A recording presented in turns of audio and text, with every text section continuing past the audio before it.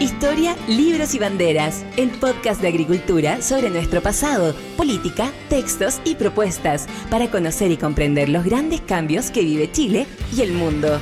El historiador y académico Alejandro San Francisco, junto a un invitado, con una relajada pero profunda conversación, analizarán los cambios que vive hoy nuestra sociedad. Historia, libros y banderas, con el historiador y académico Alejandro San Francisco. En CMPC llevamos un largo camino fortaleciendo nuestro trabajo, lo que nos ha permitido desarrollar distintas iniciativas junto a comunidades, por ejemplo, con la recuperación de un árbol extinto o el restablecimiento de agua potable en zonas rurales, la conexión del turismo y cultura a través de una sola ruta, o también el desarrollo de envases reciclables y amigables con el medio ambiente. Son esos y otros desafíos los que hoy nos permiten creer en el valor de las soluciones inspiradas en la naturaleza. CMPC, creando valor natural. Conoce más en cmpc.com.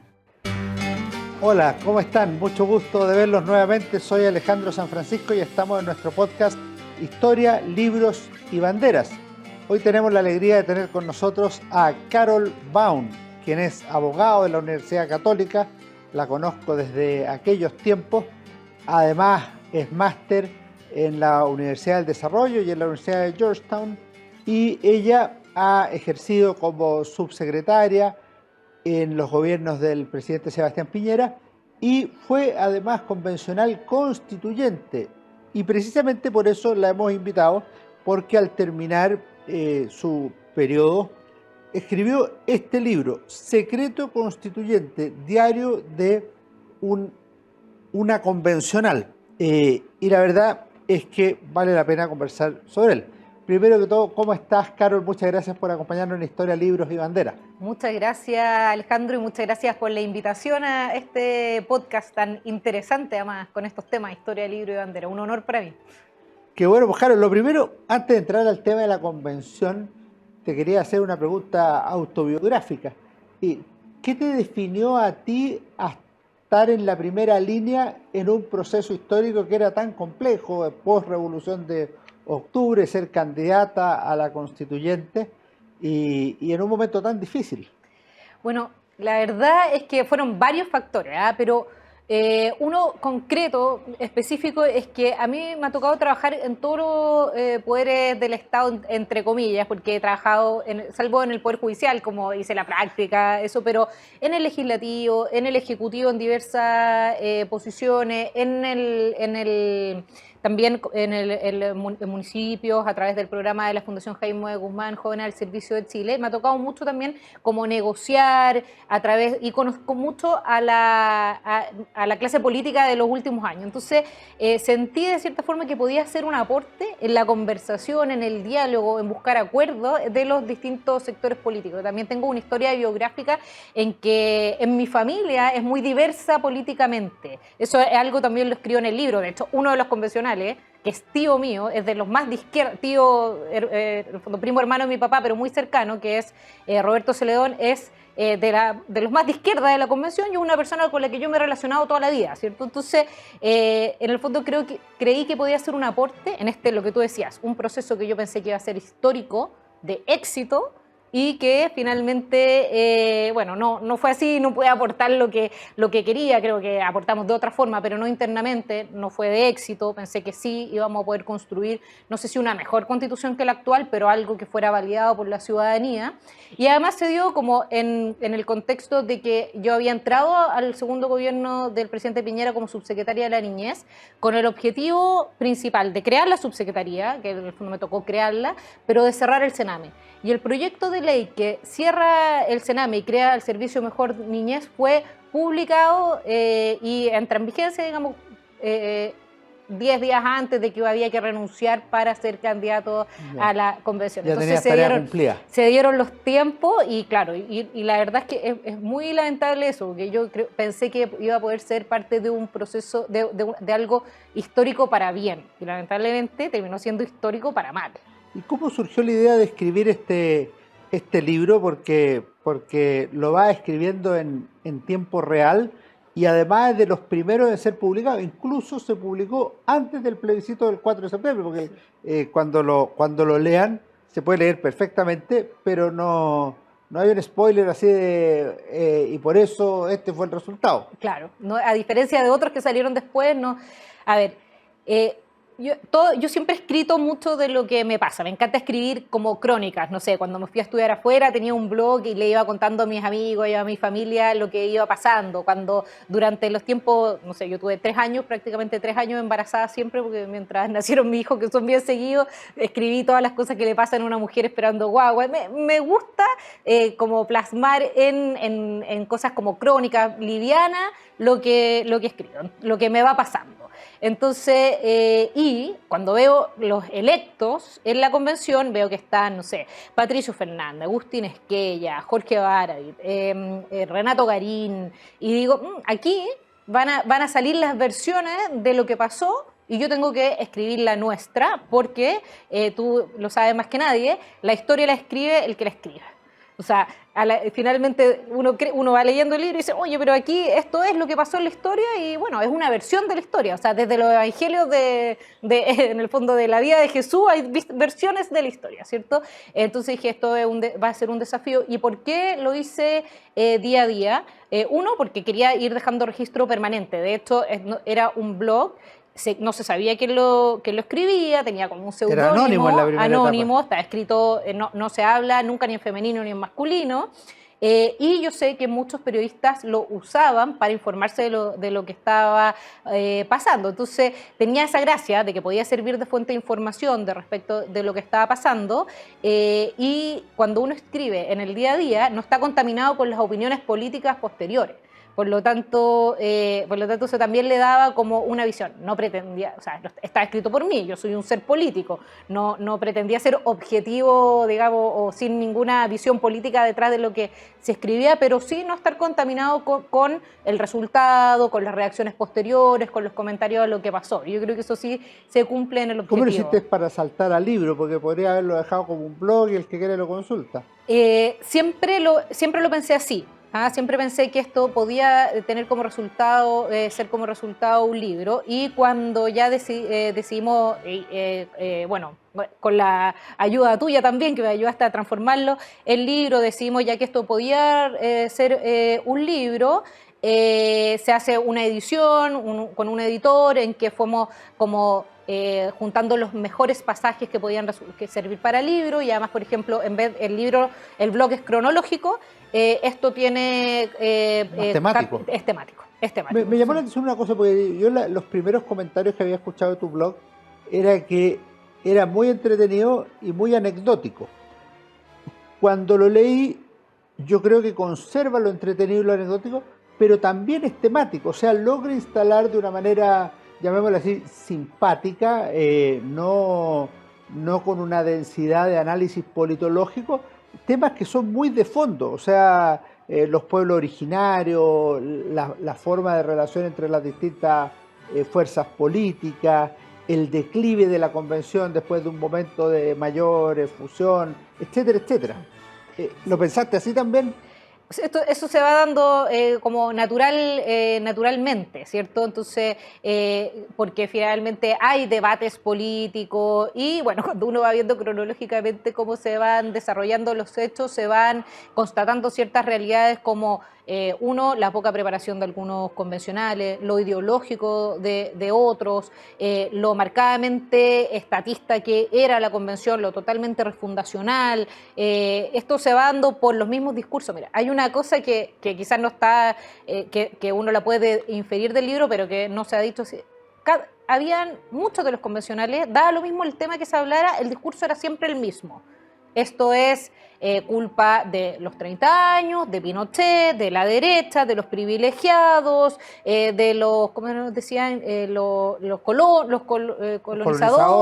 colonizadores europeos, que no sé qué. Ya, sí, era el discurso siempre el mismo. Si estábamos hablando de agua, ese era el discurso. Si estábamos hablando de... Bueno, daba lo mismo el tema, la comisión que fuera, era siempre el mismo discurso. Eso era lo que se quería instalar. Finalmente, entonces se va demostrando eso a lo largo del libro, solamente contando lo que va pasando día a día. Ahora, en el día a día, tú partes literalmente con el primer día y le asignas mucha importancia a esos momentos críticos del 4 de julio de 2021, cuando la instalación de la de la convención es muy polémica porque no dejan cantar el himno nacional, porque hay recriminaciones, hay eventuales, o sea, hay protestas, pero eventuales detenidos. ¿Por qué le asignas tanta importancia? Porque es el capítulo más largo, además del Sí. libro. Mira, el blog parte un poquito antes, unos días antes, cuando ya somos Con los electos, convencionales convencionales electos, y nos empiezan por ejemplo, nos empiezan a llamar para ir a los matinales. Y yo decía, ya, y nos empiezan a preguntar de todos los temas, de todos los temas. Y yo decía, pero ¿por qué un convencional electo va a ser experto, no sé, en tráfico de armas? No sé, por poner un ejemplo. De todos los temas uno podía opinar por ser convencional electo. Yo decía, pero además nadie nos llamaba, nadie nos decía qué teníamos que hacer, si, no sé, una foto para una credencial. No sabía, había mucha incertidumbre al principio, y empiezan a funcionar los grupos como autocitándose, porque somos un poder ¿cómo se llama? Soberano. Te voy a preguntar sobre eso. Sí, no respondemos. Bueno, empiezan todas esas cosas.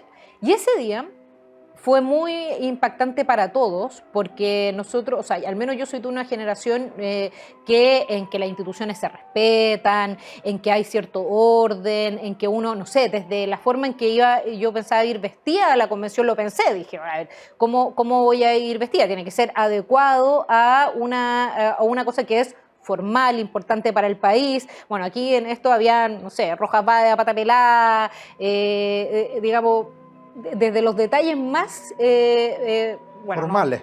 Sí, todo era impactante. El griterío, que hayan llegado todos tarde, o que muchos hayan llegado tarde porque venían acompañando a la gente desde no sé dónde. Tú grabaste una sesión en que llegaron puntuales un par de personas nomás. Sí. No, bueno, eso durante todo el proceso, llegaban tarde, y eso pasa la verdad es que es como un mal casi que endémico, no sé, muy malo en el país, pero claro, empezó tarde, después nos dejaban cantar el himno, había niños ahí. Entonces, yo digo que, o el título del capítulo es algo que sí que fue como tragicómico, y esto es algo que es durante todo el libro igual. Todo el libro... No entendí cuál fue lo cómico de eso. Durante todo el libro y durante todo el proceso, uno encuentra cosas que son muy divertidas, en el sentido que te pueden dar mucha risa por lo ridículo, ¿ya? Pero es todo trágico por la relevancia del problema. Entonces, a mí me pasaba mucho que durante el proceso, cuando le tratábamos de explicar no sé, a ciertos gremios, a estudiantes, a personas lo que estaba pasando, uno podía contar miles de cosas muy divertidas, y se reían por lo, no sé, entre vergonzoso, desubicado. Entonces era todo cosas que te pueden hacer reír mucho, como el Dino Azulado, no tengo idea, los disfraces, la guitarra y todo, pero cuando tú ves la relevancia de los temas que se estaban tratando y lo que implicaba para el país, es todo trágico. Entonces, me acuerdo que con algunos convencionales, cuando nos juntábamos con un grupo, les contábamos todo esto, la gente se reía, se agarraba la cara, se reía, y les decíamos, ustedes se ríen mucho, pero esto es dramático. Es dramático. Entonces, esa fue como la idea de ponerle que fue tragicómico, porque realmente hubo momentos en que uno decía, o sea, esto es para agarrarse la cabeza, y bueno, finalmente no tiene nada de cómico, y tú tienes toda la razón en eso. Estamos conversando con la ex convencional Carol Baum sobre su libro Secreto Constituyente, diario de una convencional, en nuestro podcast Historia, Libros y Banderas. Y te quería preguntar por una cosa que no terminó de resolverse. ¿Qué es esta dicotomía entre la Convención Constituyente como poder constituyente derivado, que fue lo que establecieron las normas de la reforma constitucional, y la autopercepción de una mayoría en algún minuto como poder constituyente originario, que siguió hasta el final con la idea de cambiar las normas de hecho o por votación interna, o cambiar los quórum por simple mayoría y no por 2/3, porque se entendía que el poder constituido no podía limitar a este poder originario que había surgido desde el mismo pueblo. Y me parece que cruza transversalmente el libro de principio a fin y no tiene resolución. Efectivamente, y esto es uno de los vicios principales del proceso. O sea, durante todo el proceso, desde antes de empezar, antes de que el Ejecutivo cite a que nos sentemos, nos constituyamos el primer día, hay esa discusión. No, es que no puede haber nadie del Ejecutivo, no puede haber nadie de la Corte Suprema, no puede haber nadie... y nunca se resuelve. Y eso es uno de los problemas más graves, porque desde el día 1, un número mayoritario y muy mayoritario dijo, no, sabes que la verdad es que nosotros somos un poder originario. ¿Cómo va a ser así? ¿Cierto? ¿Cómo va a ser? O sea, si esto surge de una reforma constitucional que da origen, pero ellos deciden que no y nadie le pone coto. Y aquí yo quiero decir, también hay responsabilidad de la izquierda democrática, que era parte del proceso en forma minoritaria, pero que debió haber alzado la voz en ese sentido y haber puesto un límite a eso. Entre eso, más la no condena de la violencia, digamos, de la validación de la violencia como forma de acción política y de que personas dentro de la convención decían en forma permanente que este proceso había surgido gracias a saltarse los torniquetes, gracias a la violencia del 18 de octubre, gracias a la quema del metro, o sea, de realmente el terrorismo y la violencia que sufrimos durante esos días, la no condena del terrorismo en la macrozona sur. Bueno, distintas formas. Estos dos elementos, el sentirse un poder originario, en la validación de la violencia, hace que estos seres se sientan mayoritariamente como ultra, no sé, empoderados para tomar todas las decisiones. Y finalmente, si esto hubiera resultado, si esta propuesta de la Convención se hubiera aprobado, hubiera afectado a todos los poderes del Estado, ¿cierto? Por lo tanto, nadie se atrevía a poner ningún límite, ¿cierto? A ver, el proceso actual tiene una... mosca. Exacto. Entonces, yo estaba en la Comisión de Poder Judicial, ¿cierto? No se llama así, pero era la que trataba el tema del Poder Judicial. Sistemas de justicia, órganos autónomos, todos los nombres eran muy largos y muy minimalistas, nos reíamos nosotros siempre. Entonces, en algún momento dicen, la Corte Suprema se supone que era el árbitro. Nosotros no teníamos las firmas para poder recurrir, pero eventualmente pudiésemos haber recurrido a este árbitro que iba a definir algunas cosas. Un día en la Comisión de Poder Judicial empezaron a hablar del Consejo de la Justicia, de que iban a jubilar a todos los jueces a los 70 años, que es una cosa muy autocrática de tú jubilas a los jueces, nombras a los propios, por lo tanto tomas el control del Poder Judicial y finalmente se acaba la oposición, todo, ¿cierto? Es un modelo que se ha usado en muchas partes del mundo. Pero es propio de las revoluciones. Exacto. Entonces empiezan a hablar de eso en la comisión, Stingo, Daza, Cristian Viera, todos los que eran parte de la comisión, Manuel Boldarsky, los pueblos originarios, etcétera, y la Corte Suprema tiene la genial idea de hacer una vocería en que dice que no les parece que se jubila a los jueces a los 70 porque el mundo va para el otro lado, para jubilarlo después de los 75, no antes, ¿cierto? Bueno, entonces al día siguiente la misma comisión presenta una norma que dice que básicamente no solo lo jubilan, sino que se forma una comisión, se presenta así la norma, se forma una comisión de 10 miembros designados por el presidente Boric. Ya sabíamos que el presidente Boric era el presidente electo, que iba a evaluar a todos los jueces y jubilar, o sea, y ya pasar a retiro a todos los que no le parecían, nombrar suplentes él hasta que se hiciera un proceso de confirmación. Por lo tanto, o sea, la tuya y dos más en un segundo. Ahora, eso de que estaban empoderados, en los segundos que tú dices estaban relativamente sobregirados o derechamente sobregirados, ¿se percibió en algún momento, o dicho en otras palabras, la convención percibió lo que sí hizo la ciudadanía, que a partir de marzo y sobre todo de abril, era mayoritariamente contraria no solo a la convención, sino eventualmente al texto que iba a proponer la convención y podía triunfar el rechazo? ¿O no se dio cuenta y vivía en un mundo aparte? Vivían en un mundo aparte, y yo diría por dos razones. Una, que fue la primera encuesta en que empieza a subir el rechazo, no sé si ya pasa a la prueba, pero empieza a subir el rechazo. A mí me preguntaron qué va a pasar mañana, típico en la cadena el domingo, entonces yo digo, va a salir Daniel Stingo diciendo que esto es culpa de los medios de comunicación y de los dueños de las empresas que hacen la encuesta, que son los ricos y privilegiados de Chile que no quieren que este proceso resulte. Una respuesta tipo. Tal cual, y eso fue. Entonces, la primera respuesta, y esto era respuesta para todo, cada vez que algo no salía como ellos querían, la respuesta era: esto es culpa de los medios de comunicación, porque los ricos de Chile son los dueños de los medios de comunicación, y eso indignaba a los periodistas que trabajaban en la convención. Y también las encuestas son mentiras. Y hay otra cosa que ayudó a eso, que es como el itinerario constituyente se acotó tanto, o sea, tuvimos que trabajar tan intensamente los últimos meses, porque recuerden que los primeros 6 meses estuvimos dedicados al reglamento y a otros temas, y Gaspar Domínguez como vicepresidente tenía súper claro cuántos eran los días que tenían que pasar para poder llegar efectivamente a la meta de tener esto listo en el año antes de que se disolviera. A diferencia de la dupla de Elisa Loncón y Jaime Bass. Exacto, y eso ahí Gaspar fue, o sea, elemento clave. Sin Gaspar Domínguez esto no resulta, pero eso eliminó todas las semanas distritales que teníamos, se supone, una semana distrital. Bueno, al eliminar todas las semanas distritales, los constituyentes no pudieron volver a conversar con su gente, sino que estamos realmente de lunes a lunes trabajando sin parar hasta muy tarde y todo. Eso los alejó mucho de la realidad. Nosotros ya teníamos bastante conciencia de que cuando iba a mi distrito, sabía que había mucho más adhesión al rechazo, que a la gente no le gustaba lo que estaba pasando en la convención, pero en ese momento no teníamos el tiempo de enterarnos directamente desde la gente. Probablemente si ellos hubieran ido al distrito, hubieran tenido harta más conciencia de la realidad. Y esto es una cuestión que hay que pensarlo también para el funcionamiento del Congreso y todas las instituciones en adelante.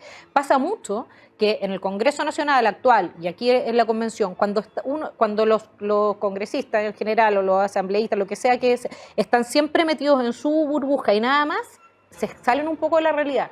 Por lo tanto, las semanas distritales en el Congreso tienen un sentido que yo creo que es relevante de mantener en la medida de lo posible para poder generar esa conexión con la ciudadanía.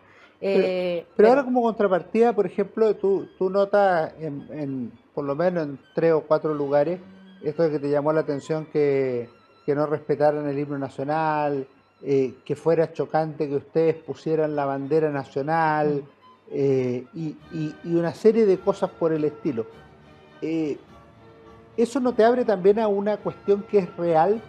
Que hay un grupo en la sociedad chilena más pequeño, más grande, que no le convence esta cosa que llamamos Chile, que no le gustan los símbolos nacionales, que no tiene un orgullo por la historia patria y sus instituciones, que el Senado le dice absolutamente nada, que la división de poderes le dice absolutamente nada y que por eso quiere reemplazarlo por asambleas territoriales, que por eso habla de las naciones y todo eso, aunque finalmente esa propuesta perdió, pero ¿hay algo ahí que culturalmente ha permeado en un sector de la sociedad chilena?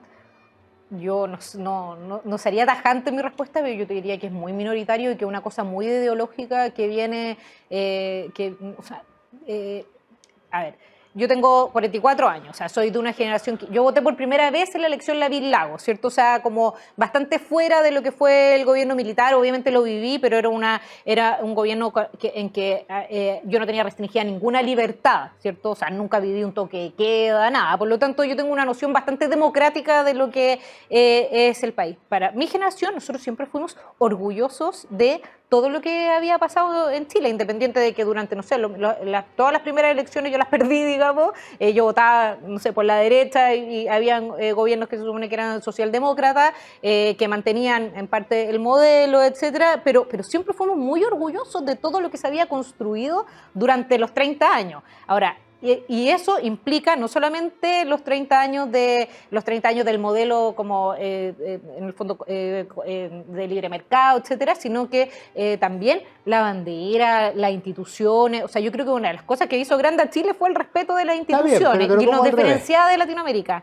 Eso nos diferencia de Latinoamérica. Pero no sepan los más jóvenes. Te lo concedo, pero hoy día el resultado del plebiscito está 62% contra 38%, pero el 38% es un resultado bastante significativo para una constitución que es plurinacional, que es indigenista, que termina con una serie de instituciones, no de la constitución de Pinochet o de Lagos, sino de la bicentenaria tradición constitucional chilena. Sí, yo diría que así como el 62% no era todo que encontraran súper malo el texto, sino que encontraban malas distintas cosas. El 38% representa distintas cosas. Uno, los que apoyan 100% el gobierno de Boric, si el gobierno de Boric estaba por el apruebo, esto se había que estar con el apruebo. Los otros, los que odian la constitución de Pinochet y que no puede seguir, no sé qué, otro pedazo. O sea, yo diría que puede haber un grupo, en ese 38%, un grupito de gente que no le convence el Senado, que no le gusta la bandera, pero yo creo que no es mayoritario. Me puedo equivocar absolutamente, pero creo que así como el 62% no es todo de derecha, sí, a los dos lados hay que hacer un doble clic. Y una última pregunta obligatoria de contenido, y después vamos a la que le hacemos a todos nuestros invitados. ¿Qué le recomendarías tú al proceso constituyente que se va a comenzar a desarrollar ahora, el 2.0? ¿Y qué cosa positiva rescatarías del 1.0? Mira, yo te diría, voy a partir por lo positivo. Creo que es relevante poner algún elemento de participación ciudadana que no solamente sea el plebiscito de salida. Ya, considerar, no se puede ser considerar los cabildos de Michelle Bachelet, considerar las iniciativas populares de norma que tuvieron más de 15.000 firmas, pero que sean pertinente, porque una de esas fuera cárcel para Piñera, claramente, bueno, las que sean consideradas realmente seriamente admisibles como propuestas constitucionales, creo que deberían analizarse, algún mecanismo de participación ciudadana, porque eso hace que la gente se involucre más, y además porque queremos que la nueva constitución sea aprobada por mayorías, los que queremos que esto resulte, queremos que sea aprobada por mayorías, la más amplia mayoría en el plebiscito de salida, pero además validada por la ciudadanía. Así que creo que es importante considerar algún elemento de participación ciudadana. Y pondría un ojo muy clave en algo. Se establecen 12 bordes. Los bordes institucionales, o sea, estos bordes que estaban en el proceso anterior de alguna forma, en los tratados internacionales, pero aquí son más claros, fueron vulnerados en forma permanente en la Convención de la siguiente forma. El artículo decía, se consagra el derecho a la vida, y el inciso siguiente decía, y el aborto sin ningún límite, o la interrupción del embarazo sin ningún límite. O se consagra el derecho de propiedad, pero el Estado podrá expropiar pagando como quieras. ¿Ya? Entonces, eso que se llaman las pseudonormas, y que también son características de las autocracias que se crean en todas partes. Que es lo que no está en la Constitución vigente, que no se puede afectar los derechos en su esencia. Exacto. ¿Ya? Eso de generar una norma que parece que dice algo, pero dice lo contrario, fue una práctica muy usada en la Convención. Entonces yo estaría muy atenta a eso, porque se establecen estos 12 bordes, pero si después nos dicen, oye, no, si aquí está el derecho de propiedad, pero el inciso siguiente dice que básicamente el derecho de propiedad no existe porque no está consagrado como corresponde. Y no se indemniza de inmediato. Entonces le pondría mucho ojo a eso. O sea, hay un árbitro hoy día que debería definir en caso de que se produzca un problema con eso, pero ojo con eso, con esto que se llama la pseudo ley o la pseudo norma. Carol Baum, como tú sabes, a nuestros invitados les preguntamos siempre que nos recomienden alguna lectura, qué libro te ha gustado ahora último, o qué recomendaría a nuestra comunidad de historia, libros y banderas.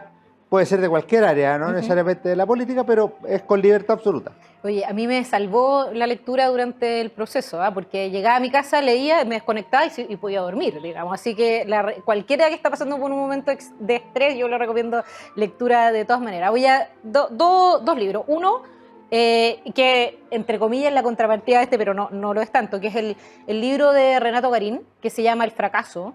Es un muy buen libro. Aparecido después del plebiscito. Sí. Tuvo hasta un problema. También constituyente. Exacto, tuvo hasta un problema interno porque por la portada lo demandaron, porque salía Lisa Loncón. Bueno, él tiene una perspectiva muy buena de lo que fue la convención. ¿Por qué? Porque él entra como desde la izquierda, desde los del apruebo, entra esto pensando también en poder construir aportar, etcétera, y es funado, tiene muchos problemas, pero en el fondo él habla desde el fracaso, desde la izquierda, desde alguien que jamás se podría decir que no quería que resultara esto, o que le gustaba la Constitución del 80, así que yo creo que es muy interesante. Muy interesante, es un muy buen libro, es entretenido de leer también. Yo voy avanzado en ese libro ya. ¿Cierto? Está muy entretenido. Es entretenido. Muy interesante, sí. Es entretenido.